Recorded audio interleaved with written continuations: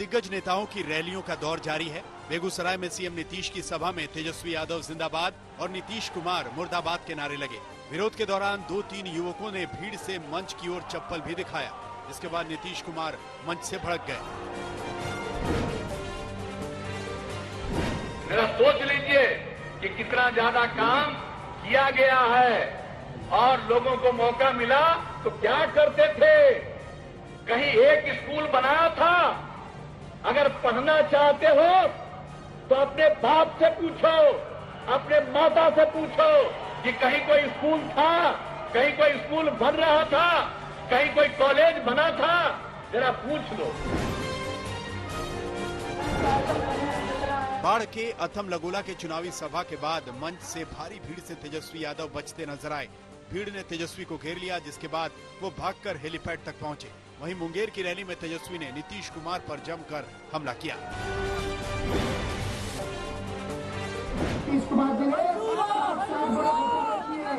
बिहार का खजाना का लूटमारी किया, सृजन घोटाले जैसे 60 घोटाले, यानी बिहार का 30,000 करोड़ रुपया उन्होंने भ्रष्टाचार में लौटाने का काम किया। बताओ मुंगेर की जनता, ब्लॉक और थाने जाते हो तो बिना चढ़ावे के कोई काम होता है?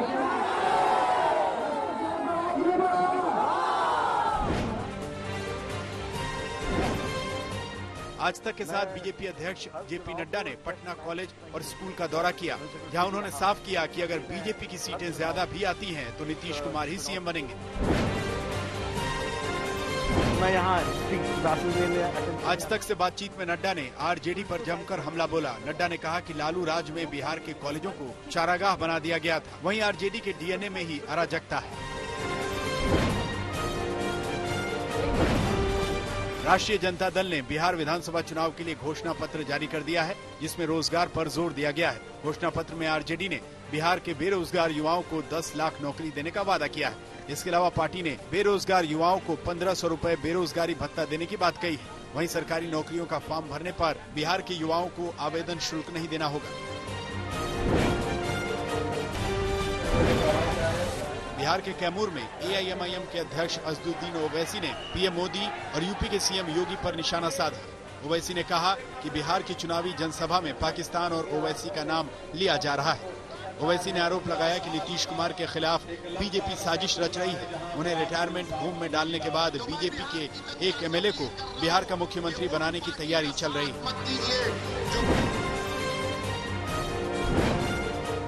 चिराग पासवान ने नीतीश कुमार पर बड़ा हमला किया है। चिराग पासवान ने कहा कि अगर उनकी सरकार आती है तो वो भ्रष्टाचार की जांच कराएंगे और नीतीश कुमार को जेल भेजेंगे। जम्मू कश्मीर की पूर्व मुख्यमंत्री महबूबा मुफ्ती के आवास पर गुपकार घोषणा की बैठक हुई, जिसमें नेशनल कॉन्फ्रेंस के अध्यक्ष फारूक अब्दुल्ला अध्यक्ष बनाए गए। वहीं महबूबा मुफ्ती को उपाध्यक्ष बनाया गया है। अगले 15 दिन में तीसरी बैठक होनी है, जहां आगे की रणनीति पर चर्चा होगी। महबूबा मुफ्ती के तिरंगे पर दिए विवादित बयान पर घमासान जारी है। बीजेपी नेता रविंद्र रैना ने मामले को लेकर उपराज्यपाल मनोज सिन्हा से महबूबा मुफ्ती के खिलाफ देशद्रोह का केस दर्ज करने की मांग की है। होशियारपुर में बच्ची से रेप के बाद हत्या के मामले में सियासत जारी है। बीजेपी ने होशियारपुर को लेकर राहुल गांधी पर निशाना साधा तो राहुल ने भी ट्वीट पर पलटवार किया। राहुल का कहना है कि हाथरस की तरह होशियारपुर में सरकार की ओर से मामले को दबाने की कोशिश नहीं की गई। वित्त मंत्री निर्मला सीतारमण ने राहुल और प्रियंका के होशियारपुर न जाने को लेकर सवाल खड़े किए। वहीं तेजस्वी यादव की भी मामले पर चुप्पी को लेकर निशाना साधा।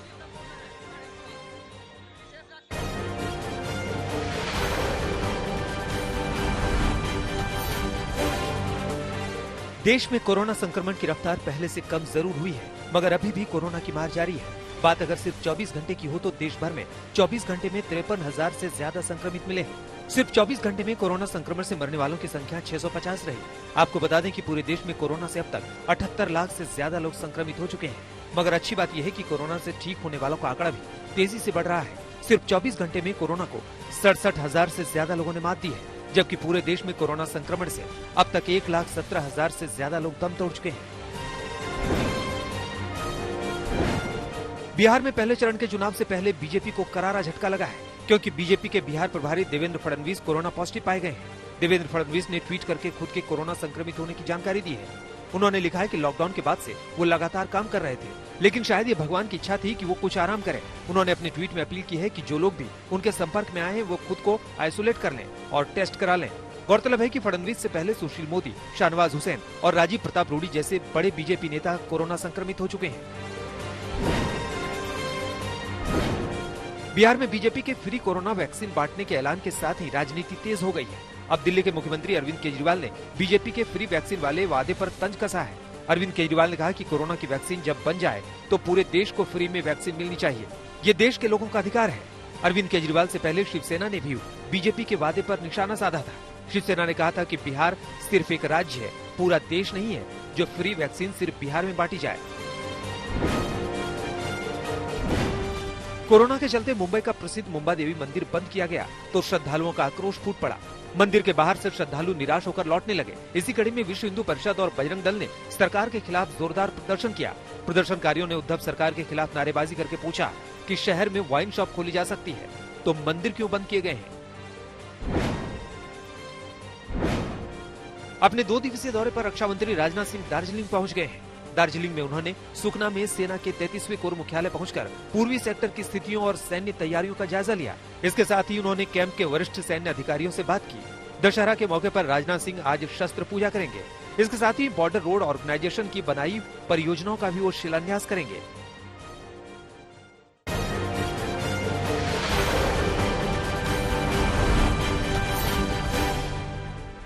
आज विजयादशमी का महापर्व है। कोरोना की वजह से एहतियात के साथ दशहरा मनाया जा रहा है। आज बुराई पर अच्छाई का दिन है। कोरोना वायरस के खतरे को देखते हुए देश भर में रावण वध के लिए कई कार्यक्रम रद्द कर दिए गए हैं। कोरोना के संक्रमण काल में शिवसेना इस साल भी दशहरा रैली का आयोजन कर रही है। हालांकि इस साल मुंबई के शिवाजी मैदान में कोई कार्यक्रम नहीं हो रहा है। महाराष्ट्र के मुख्यमंत्री उद्धव ठाकरे अपने कार्यकर्ताओं को सावरकर ऑडिटोरियम में संबोधित करेंगे। सूत्रों के मुताबिक ये कार्यक्रम शाम 7 बजे रखा गया है। 1966 से ही शिवसेना दशहरा रैली का आयोजन करती आ रही है। कोरोना की वजह से इस बार दिल्ली में पहले की तरह दशहरा पर रौनक नहीं दिखेगी। रामलीला और दशहरा कमेटियां इस बार रावण दहन के मूड में नहीं हैं। कोरोना की वजह से तातारपुर में भी 80 से 90 फुट के रावण के पुतले की जगह 40 से 50 फीट के पुतले बनाए गए हैं। रावण का पुतला बनाने वाले कारीगरों को इस साल मायूसी हाथ लगी है। रामपुर में 3 पीढ़ियों से रावण का पुतला बनाने वाले एम खान निराश हैं। दशहरा पर हर साल 60 से 70 पुतले बनाने वाले एम खान ने इस बार सिर्फ 3 पुतले बनाए हैं। कोरोना का असर इनके कारोबार पर भी पड़ा है।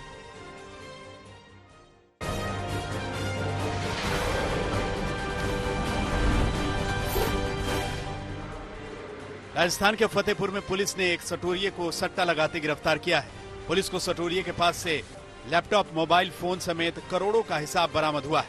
पुलिस की माने तो सटोरिया बेंगलोर का रहने वाला है और वो मुंबई, कोलकाता, बेंगलोर समेत अलग अलग राज्यों के लोगों का पैसा सट्टे में लगवाता था। पुलिस की माने तो आरोपी के परिवार वाले भी सट्टे के धंधे में शामिल हैं। पुलिस अब आरोपी के बारे में ज्यादा जानकारी जुटा रही है। गाजियाबाद के मोदीनगर में मोदी इलेक्ट्रोड कंपनी में ऑक्सीजन सिलेंडर फटने से एक शख्स की मौत हो गई, जबकि एक शख्स बुरी तरह घायल हुआ है। हादसा उस वक्त हुआ जब गाड़ी से सिलेंडर उतारे जा रहे थे। इसी दौरान सिलेंडर गिरा और धमाका हो गया। धमाका इतना जोरदार था कि आसपास के लोग हिल गए। हालांकि इस पूरे मामले में पुलिस अधिकारियों से सवाल किया गया तो उन्होंने कुछ भी कहने से इनकार कर दिया।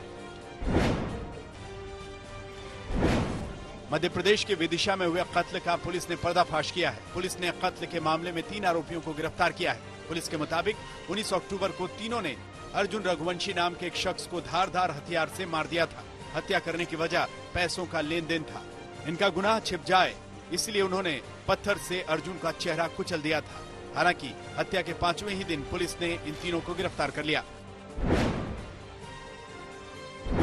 कोलकाता पुलिस को बड़ी कामयाबी मिली है। पुलिस ने शहर के गार्डन रिच इलाके में एक माल वाहन से 4 किलो से ज्यादा हेरोइन बरामद की है। पुलिस ने हेरोइन के साथ 2 लोगों को गिरफ्तार किया है।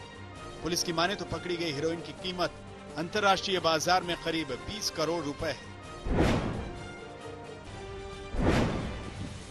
राजस्थान के पाली के खिवाड़ा थाना क्षेत्र में रायपुरिया गांव में अनियंत्रित होकर एक कार खाई में गिर गई। कार सवार खिवाड़ा से पाली की ओर जा रहा था, तभी रास्ते में राजपुरिया गांव के पास हादसा हुआ। हालांकि हादसे में कार सवार को गंभीर चोट नहीं आई, मगर जिस तरह से हादसा हुआ इसके बाद क्रेन के जरिए खाई से कार को निकालना पड़ा।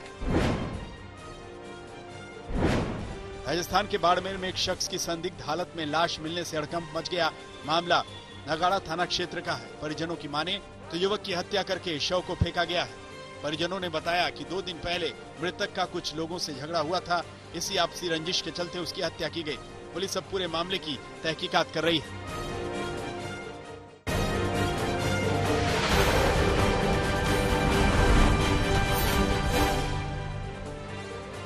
सूरत में बलात्कार के आरोप में जेल की सजा काट रहे नारायण साईं के पास से मोबाइल मिला है। लाजोपुर सेंट्रल जेल में बंद नारायण साईं के पास मोबाइल पहुंचने की तफ्तीश करने में पुलिस जुट गई है। पुलिस ने इस मामले में 5 कैदियों के खिलाफ केस दर्ज करवाया है। सूरत के इस जेल में मोबाइल फोन मिलने की ये पहली घटना नहीं है। कानपुर में बच्चे के 2 अपहरणकर्ताओं को पुलिस ने गिरफ्तार कर लिया है। पकड़े गए दोनों आरोपियों को जब पुलिस थाने लेकर पहुंची तो बच्चे की मां का गुस्सा फूट पड़ा और थाने में ही आरोपियों की पिटाई शुरू कर दी। बच्चे की रिहाई के लिए अपहरणकर्ताओं ने 15 लाख की फिरौती मांगी थी। अलीगढ़ में व्यापारी के अपहरण के मामले में एक अभियुक्त को गिरफ्तार किया गया है। पुलिस ने तमंचा, कारतूस समेत नकदी भी बरामद किया है।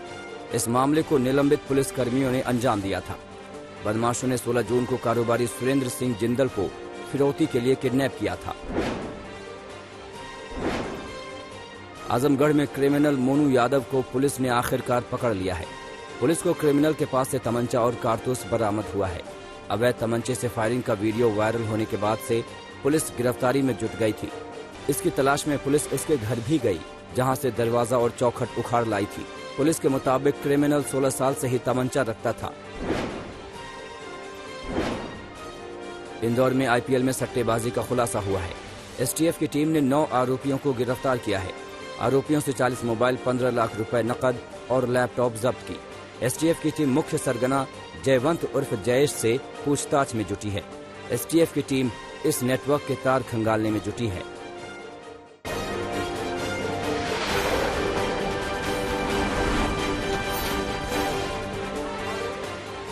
अमेरिका में राष्ट्रपति चुनाव से पहले मतदाताओं को अपने पाले में लाने की जोर आजमाइश तेज।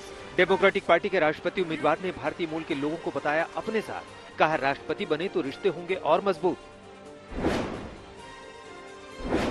इजरायल के साथ हुए समझौते के बाद ट्रंप ने भी सूडान को आतंकवाद प्रायोजित करने वाले देशों की लिस्ट से किया बाहर। अमेरिका ने खोला सूडान की आर्थिक मदद और निवेश का रास्ता। आर्मेनिया के प्रधानमंत्री ने अजरबैजान के खिलाफ जंग में शामिल घायल सैनिकों से अस्पताल में की मुलाकात। जंग में शामिल सैनिकों का बढ़ाया हौसला। नागोर्नो काराखाब में अभी भी दोनों देशों के बीच जारी है जंग। पश्चिम अफ्रीकी देश गिनी में राष्ट्रपति चुनाव के परिणाम घोषित। चुनाव के समय से ही जारी हिंसक विरोध प्रदर्शनों के बीच अल्फा कोंडे तीसरी बार बने राष्ट्रपति। 2010 से गिनी के राष्ट्रपति हैं अल्फा कोंडे। नाइजीरिया में पुलिस की बर्बरता के खिलाफ भड़की हिंसा में 51 आम नागरिकों और 18 सुरक्षा कर्मियों की मौत। नाइजीरिया के राष्ट्रपति मोहम्मद बुहारी ने हिंसा के लिए प्रदर्शनकारियों को ठहराया जिम्मेदार। कोरोना काल के बीच इजिप्ट में संसदीय चुनावों के लिए मतदान। राष्ट्रपति के समर्थकों ने सदन के बाहर भारी हुजूम के साथ किया हंगामा। साथ ही विशेषज्ञों ने कोरोना की दूसरी लहर की दी चेतावनी। दुनिया में जारी है कोरोना वायरस का कहर। संक्रमितों की संख्या 4 करोड़ 25 लाख के हुई पार। महामारी से अब तक 11,51,000 से ज्यादा लोगों की गई जान। फ्रांस के स्ट्रासबर्ग में बार मालिकों ने कोरोना कर्फ्यू का किया जमकर विरोध। सरकार पर लगाया गैर जरूरी सख्ती का आरोप। फ्रांस में अब तक कोरोना केस बढ़कर हुए 10 लाख के पार। कोरोना के बढ़ते संक्रमण को रोकने के मकसद से मॉस्को में प्रवेश के लिए क्यूआर सिस्टम लागू। रूस के कोरोना वायरस रिस्पांस सिस्टम के मुताबिक 4,000 से ज्यादा असिम्प्टोमेटिक केस आने से बढ़ी चिंता। हॉलीवुड स्टार रॉबर्ट डाउनी ने इंसेक्ट फार्मिंग को बढ़ावा देने के लिए उठाया बड़ा कदम। फ्रांस में दुनिया के सबसे बड़े इंसेक्ट फार्म का किया उद्घाटन।